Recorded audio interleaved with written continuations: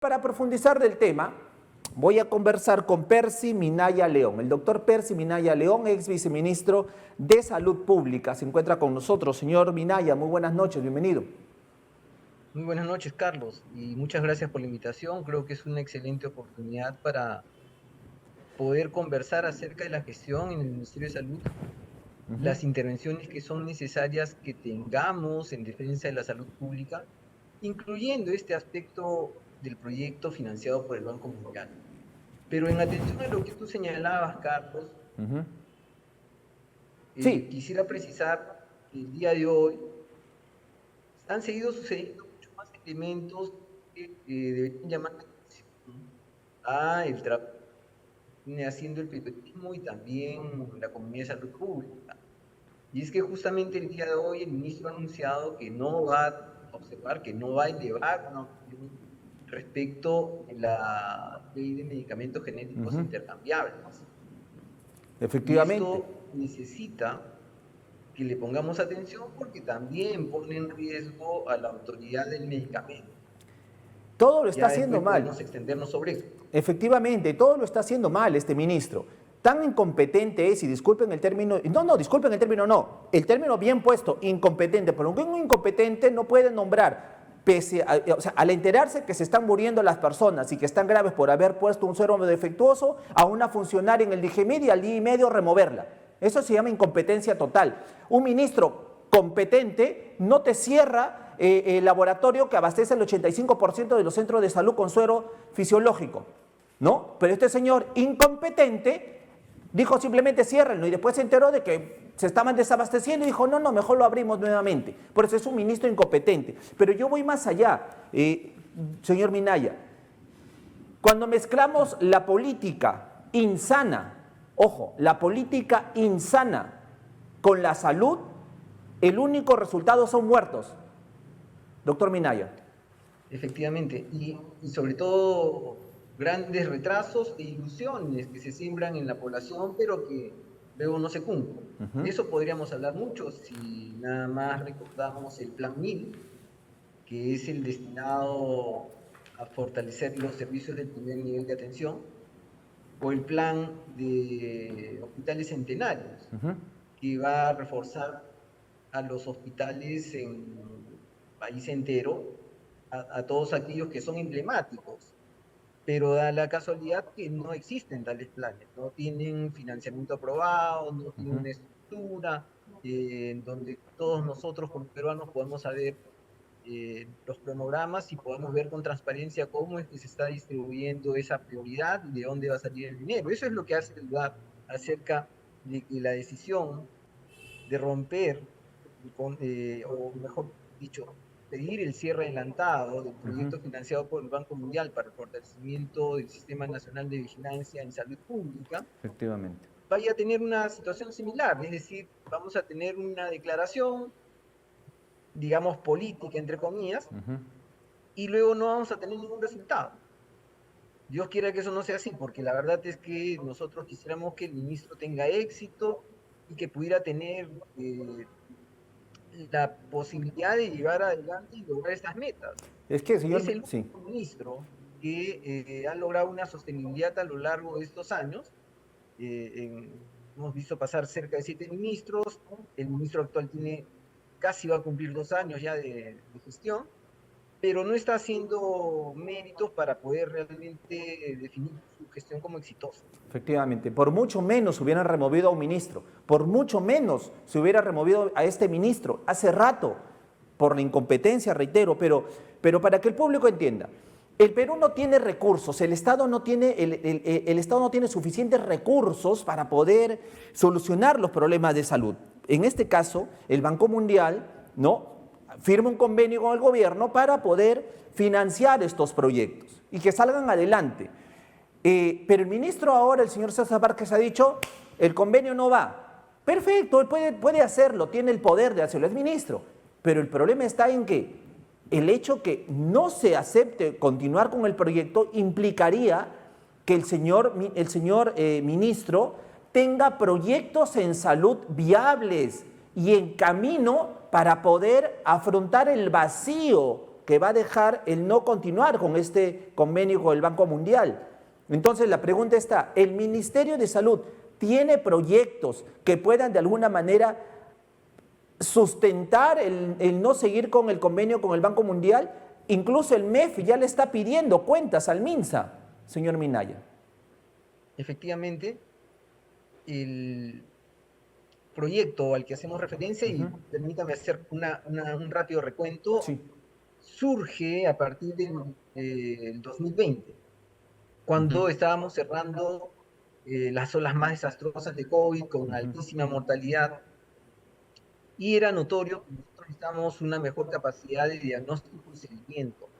No teníamos en el país laboratorios de biología molecular. Solamente estaban concentrados en Lima y el laboratorio de Lima, del Instituto Nacional de Salud, tenía que procesar cerca de 100.000 muestras probablemente cada día. Entonces, eso era totalmente ineficiente y el proyecto se plantea varias cosas, entre ellas fortalecer todos los laboratorios de salud pública del país con equipamiento de biología molecular.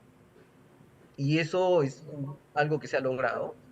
Se ha entregado equipos de biología molecular a todos los laboratorios referenciales de salud pública, pero además tenía la construcción de centros macrorregionales de salud pública. Y ahí debe entenderse no como una situación de respuesta por biología molecular y hacia el COVID, sino un fortalecimiento de la capacidad de respuesta epidemiológica para poder reaccionar ante las situaciones de enfermedades que asolan a las macrorregiones. Es decir, en el norte, por ejemplo, la capacidad de respuesta para el dengue, hacer la vigilancia genómica, que es un paso más elevado que solamente la notificación de casos, que es el énfasis que estaba poniéndose en este proyecto. ¿Por qué?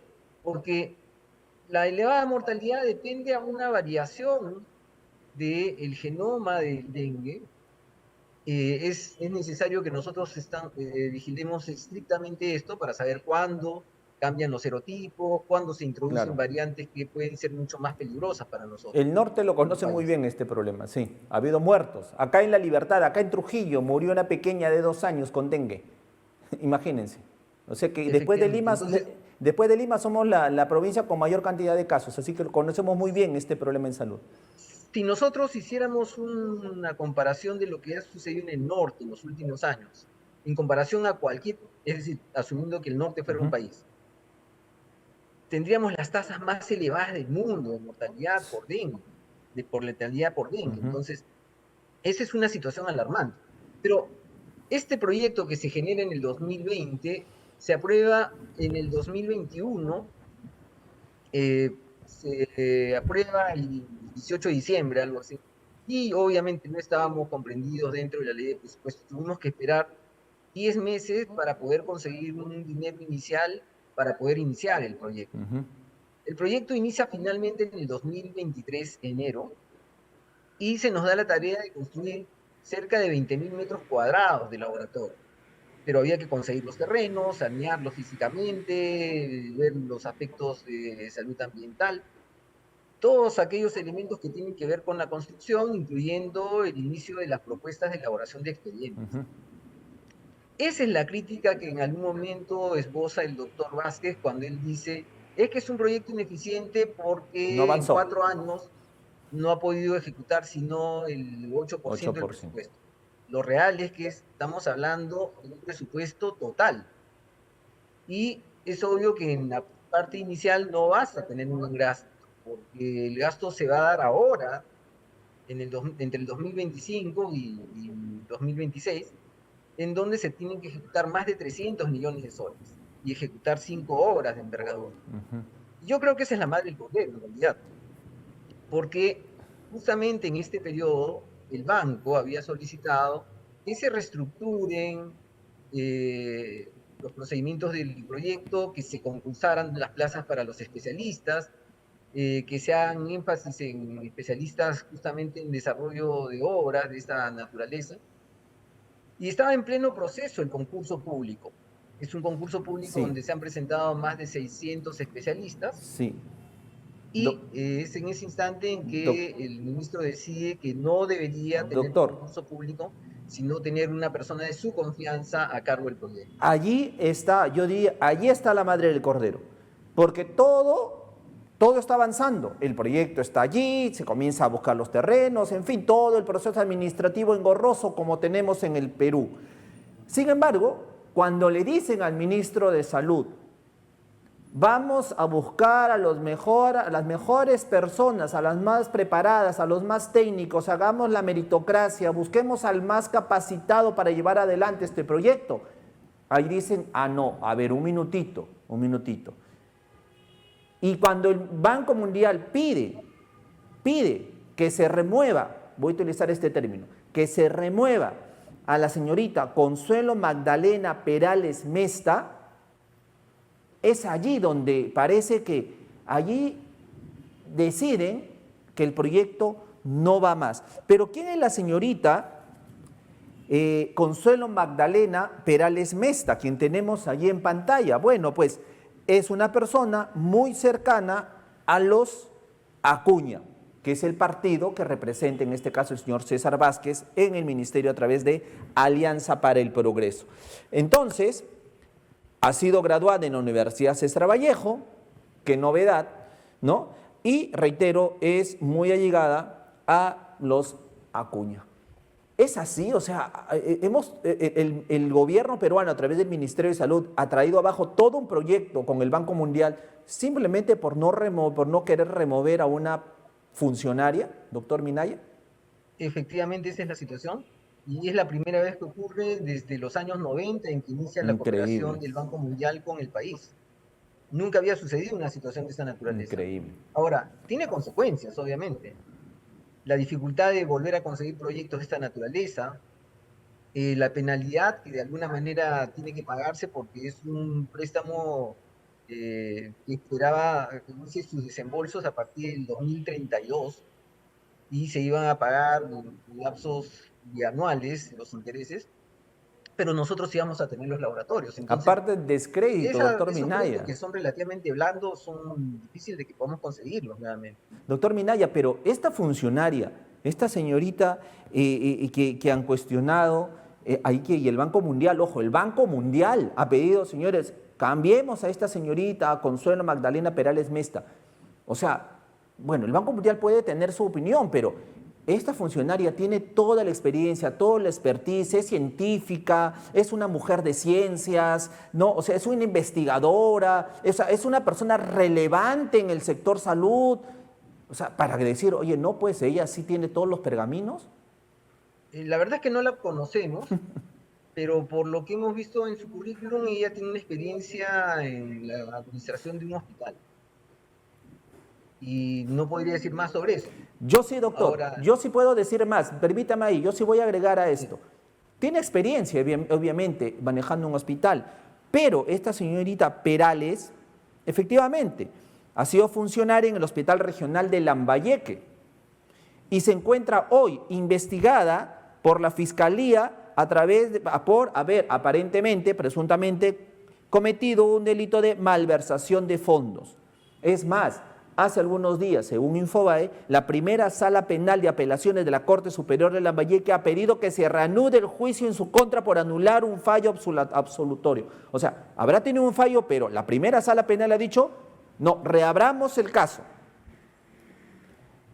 Esa es la experiencia de la señorita, y ahí la vemos en imágenes, junto obviamente con Humberto Acuña Peralta, hermano del líder de APP, el dueño de APP, el señor César Acuña. Pero así, por no remover a una persona, reitero, se trae abajo todo un proyecto, doctor Minaya, es increíble. O sea, los televidentes que nos están viendo dirán, esto es increíble.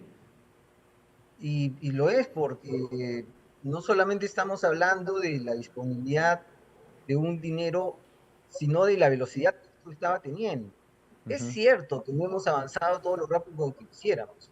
Ojalá hubiéramos tenido la disponibilidad de un gobierno regional de entregarnos 10.000 o 20.000 metros de terreno, pero no existen en las zonas urbanas fácilmente Sí. y cuando existen están dentro de un plan estratégico de desarrollo. Entonces, yo en honor a la verdad, uno de los puntos que agradecemos mucho siempre es que la Universidad Pedro Ruiz Gallo, por ejemplo, se dio una parte importante de sus terrenos para poder construir un centro macrorregional. Lo hizo Puno, lo hizo Huánuco. Tuvimos grandes dificultades en Loreto y en Arequipa, que se negaron a poder entregarnos terrenos, por ejemplo, a pesar de acuerdos previos. Pero digo, esos elementos que son claves también tienen otro correlato, y es que mientras se iban haciendo estudios técnicos de terreno, se iban preparando los expedientes para concursos que el Banco Mundial nos obliga a que hagan a través de experimentadas, y esos concursos se han dado ya a finales de este año, teníamos ganadores, estábamos a punto de firmar los contratos, si no me equivoco se han firmado cerca de 6 contratos para todos estos desarrollos de expedientes y supervisiones, pero hoy, al momento de retirarse los fondos del banco, esos concursos quedan paralizados. Y ¿Cómo va a cualquier ser todo avance va a eso? ser pagado en la fracción correspondiente, pero ya no van a seguir. Eso mismo, hecho por el Estado, va a obligar a que se reinicie el proceso, y estos no son procesos cortos. Estamos hablando de varios millones de soles, Wow. y por lo menos va a tardar unos 6 meses solamente en preparar el concurso. Wow. Ahora, Sí, respecto de señor la Vázquez, sí. construcción, nosotros todavía tenemos una serie de procedimientos dentro de los proyectos financiados por el Banco Mundial que agilizan la posibilidad de que tengamos Señor construcción. Vázquez, el MINSA, el ministro de Salud, ha manifestado que cuando ya se disuelva este proyecto con el Banco Mundial, que es el 31 de mayo, ya se acaba todo, él ha dicho de que el MINSA asumirá el proyecto con su presupuesto institucional. O sea, todo esto, lo que nos está diciendo, todo este laboratorio, todo esto, dice que lo va a asumir con su presupuesto institucional. Él no puede con los hospitales públicos y va a asumir todo esto. Entonces, ¿qué comentario decirle o cómo responderle al ministro cuando dice que todo y aseguró que el MINSA asumirá el proyecto con el presupuesto institucional? ¿Cómo responderle? Creo que el ministro tendría que transparentar su propuesta estratégica, así como le pedimos lo mismo para el desarrollo del fortalecimiento del primer nivel, el plan de implementación de esto que se haya denominado Plan 1000, el plan para el desarrollo de los hospitales centenarios, o sea, que no queremos cumplir. No es que nos digan, tenemos nuestra propia estrategia. Necesitamos ver el plan, de dónde sale el dinero, cuál es el cronograma de implementación que vamos a tener, cómo se está organizando este procedimiento, hasta cuánto tiempo se va a extender el proceso desde la elaboración del expediente hasta la conclusión de las obras. Esos son elementos claves. Y anoto que en el desarrollo de estos laboratorios había muchos elementos innovadores, incluyendo el fortalecimiento del sistema de vigilancia que hoy en el país funciona en una casa alquilada, y estábamos por construir en un terreno de cerca de 5.000 metros cuadrados un centro de operaciones que fuera apropiado para poder responder, para que los epidemiólogos tuvieran la mejor capacidad de respuesta y articulación nacional. Todos esos elementos entran a perderse. Efectivamente. Bueno, pues veremos qué ocurre, pero lo cierto es que vamos a ser los peruanos los que vamos a tener que sufrir todo este vacío que va a dejar, ¿no? Los proyectos que se irían ejecutando con el Banco Mundial. Y en resumen yo decía, cuando la política insana se mezcla con la salud, ahí vienen los muertos. Ahí vienen los muertos. Pero doctor, el día de hoy usted también empezó la entrevista diciendo lo que al ministro de Salud ha manifestado, que el MINSA ya le ha comunicado al PCM que no hay razones para observar la ley que establece mecanismos para facilitar el ingreso al país de medicamentos aprobados en otros países, ¿no? El concepto legal, dice, se basa en la opinión técnica favorable de la Autoridad Nacional de Productos Farmacéuticos, el que reemplazó al DIGEMIN, sí, aquella funcionaria que este ministro incompetente nombró y al día y medio la tuvo que remover. Entonces, el gobierno va a decidir tal vez en los próximos días promulgar esta norma, reitero, que permitiría el ingreso de medicamentos aprobados en otros países, porque nosotros somos, como país, por este ministro, tan incompetentes que no podemos darle certificación a las medicinas, doctor Minaya. ¿Cuál es el riesgo aquí? Sí, mire, muchas de las decisiones que hemos visto en el último tiempo están basadas en medias verdades o mentiras. Sí, Pero efectivamente. una de las cosas es que nosotros tenemos, es que Digemid, sí, efectivamente tiene un problema organizacional y que requiere que se convierta en una real autoridad sanitaria del medicamento. Digemid podía tardar 5 a 7 años para poder expedir un registro sanitario y nunca ha tenido la posibilidad de tener la inyección de financiamiento para poder fortalecerse y evaluarlo apropiadamente, para tener un sistema de control de calidad de los medicamentos que sea mucho más ágil y no tengamos que vernos con problemas como los de ahora en Pharma, el problema del suero fisiológico. ¿Qué va a generar esta norma? Pero esta norma lo que está haciendo es debilitar la capacidad técnica, regulatoria del Estado peruano. Le ha puesto un plazo inviable de 45 días para evaluación sanitaria general por Digemid. Y eso va a forzar a que el silencio administrativo Haga pasar termine todo. dando registros automáticamente. El problema es que la norma, además, lo que dice es que va a autorizar que los productos que se comercialicen, ojo, en países de alta vigilancia, no que se fabriquen, que son dos cosas distintas, van a tener la posibilidad de tener digamos, mecanismo rápido. ¿Cuál es la diferencia entre la comercialización y la fabricación? La fabricación tiene un sistema de auditoría, de buenas prácticas de manufactura, de seguimiento, que los países de alta vigilancia tienen, y eso te da la garantía de que realmente vas a tener un buen producto. Pero cuando tú dices comercialización, la comercialización en un mundo de alta demanda, lo que significa es que tienes autorización para vender en el país de alta vigilancia. Mientras que la fabricación se puede hacer en distintos lugares, digamos, Vietnam, India, China, a cualquiera de esos lugares, y en cualquiera de ellos, que tienen una muy buena capacidad de producción, también hay diferentes calidades de producción y tienes diferentes grupos farmacéuticos que no siempre van a elaborarlo con la misma calidad. El medicamento se llama igual y muchas veces se comercializa con el nombre en los países de alta vigilancia, solamente que ellos están verificando de que procede de una planta que tiene todas las características de calidad. Nosotros no vamos a tener prácticamente esa posibilidad si es que no tenemos la información a la mano. Acá se trata no de tener dos documentos que van a poder demostrar que vamos a poder incorporar estos medicamentos. O sea, el problema es que necesitas una evaluación seria que incluya Pero las no, características de la planta y que tenga una buena acreditación de buenas efectivamente. prácticas de manufactura. En resumen, Entonces, doctor, sí. ese elemento no se puede resolver en 45 días. Y por más que nosotros tengamos una, digamos, premura porque se aprueben los medicamentos, también es importante que le demos garantía a la población, porque las consecuencias pueden ser nefastas.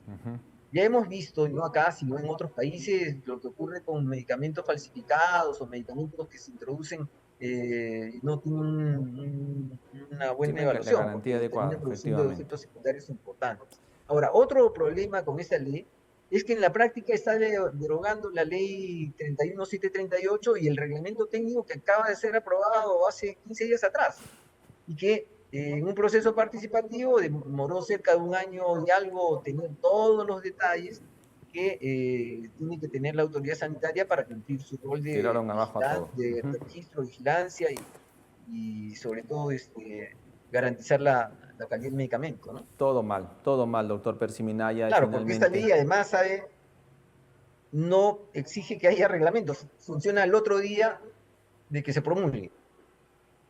Claro, es una venta, podemos decir, es una venta, es un intercambio lo que va a haber, punto. No le interesa, es como si compráramos, no sé, zapatos o carteras, o sea, sí, vamos a comprar lo mismo a través de otros países, a través de medicamentos, pero en fin. Doctor Percy Minaya, le agradezco muchísimo, vamos a estar atentos obviamente a lo que ocurra. Lo que nos hemos conversado esta noche nos pone en alerta, una vez más, que la situación en salud en el país va de mal en peor. Y cuidado, yo reitero, cuando mezclamos la política insana con la salud, van a haber muertos. Lo sabemos en el norte, lo sabemos acá en La Libertad, lo sabemos en Trujillo. Hemos sufrido de eso, estamos sufriendo de eso, estamos sufriendo de eso. Entonces, esperemos que bueno, algunas autoridades de la Defensoría, bueno, no nos queda nada ahí, no sé, que alguien intervenga y solucione el problema. Doctor Minaya, muchísimas gracias por estar esta noche con nosotros. Muchas gracias, Carlos, por la invitación y creo que esto debería contribuir a la defensa de la salud pública, especialmente al fortalecimiento del Sistema Nacional de Vigilancia Epidemiológica. Ese es el propósito. Efectivamente. Doctor Minaya, le agradezco muchísimo por estar esta noche con nosotros.